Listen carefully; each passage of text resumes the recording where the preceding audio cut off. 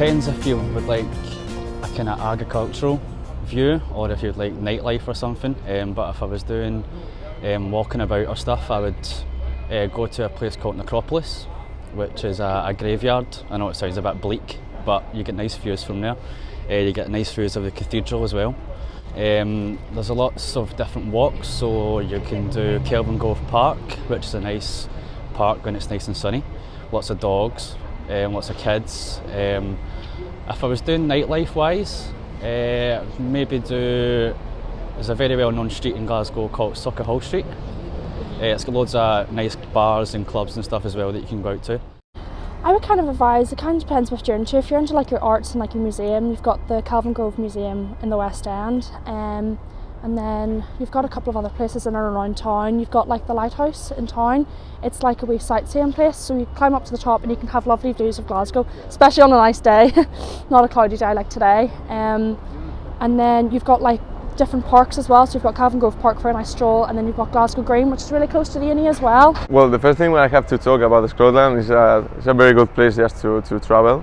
It is a good idea just to go to the Highlands because it's beautiful and there's not too many places that are the same in the world. And to be honest, perhaps Glasgow and Edinburgh, those two very good places just to look for the atmosphere, the nightlife as well. And perhaps during the day, if it is sunny, then you can have a very good time as well in the green parks and where, for example, here in Glasgow, there's a good place that is called Loch Lomond. That is very very amazing when it is sunny again, when it's a good weather, and even when it is snowy as well. It's very much interesting just to visit it.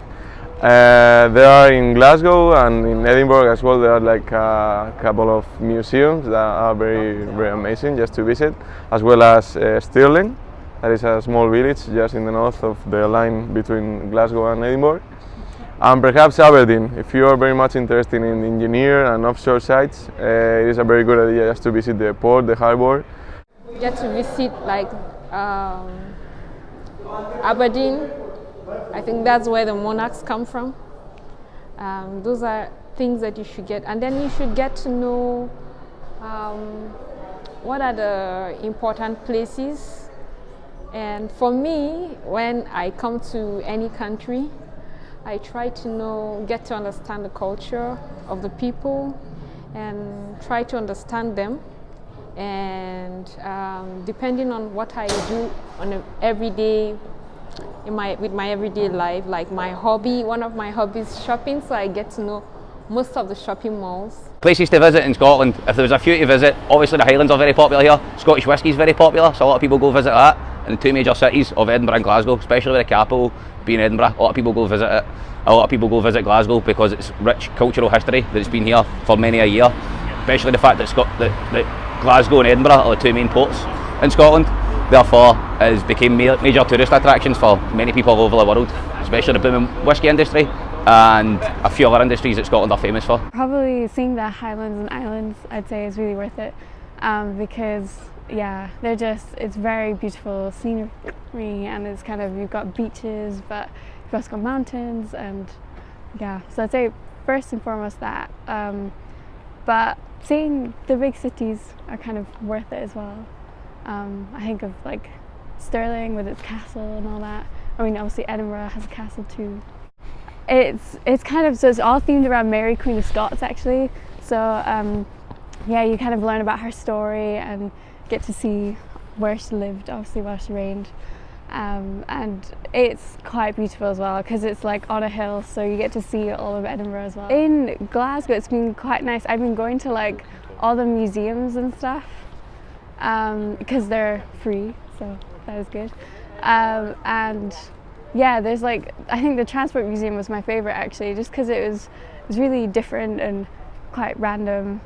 And yeah, old vintage buses I think are cool to see. The two football stadiums that people can go to, there's Glasgow Green, there's loads of like museums and stuff that people can go to, and then there's like the city centre, and then there's the West End as well, so there's a fair few. So many different people that make Scottish, Scotland in particularly, so great. I've been to Edinburgh, it's adorable.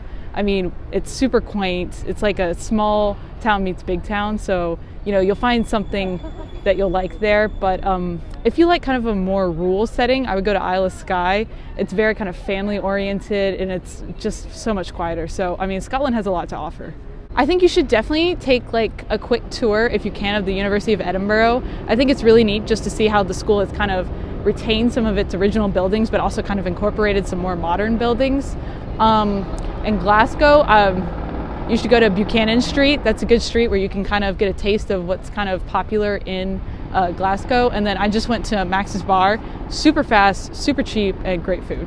The cathedral, Glasgow Cathedral, which is just down the road from where we are here, it's free to enter. As you know, it's a movie. You know, it's been used as a movie sets, and you know, for television series. It's a great place to go. And you got the necropolis right next to it as well, known as the City of the Dead. It's just like quite a unique feature of the city, and you get a good view from there as well. So those are free things students can do and get a bit of culture of Glasgow as well. The two teams rather, Rangers and Celtic, massive games, two big clubs, very much a key part of the city. So you can go and spend some time, maybe go and have a look at each one. And there's also Partick Thistle, I should put them in there as well, another Premiership team. So if you enjoy sports, Braehead down on the south side of the city has got, you know, cinemas, and it's got a ton of restaurants. It's got I think you could even do skiing down there as well, so something for everyone down at Braehead. Oh, Glasgow, definitely I would say come to George Square. It's a beautiful place. There's a lot of history behind it. You can come and see the memorial statue, which has a lot of meaning behind it. A lot of people that have fought for this country and for what it means. Beautiful buildings and scenery. I also recommend going to Buchanan Street, especially if you quite like the touristy area and you like all the shops. They've also got very beautiful buildings there. For outer Scotland, up north, always up north.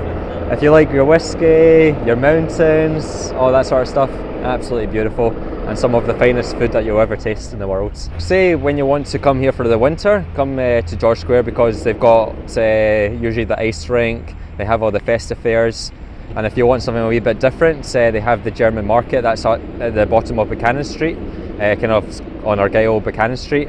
That happens around about Christmas time, and it's really a lovely market. It's got all different types of cultures and stuff like that over there.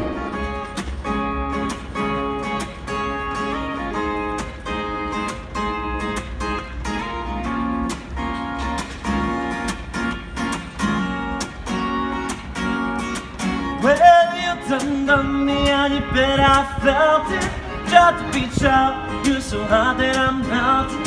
Fell right through the cracks. Now I'm trying to get back.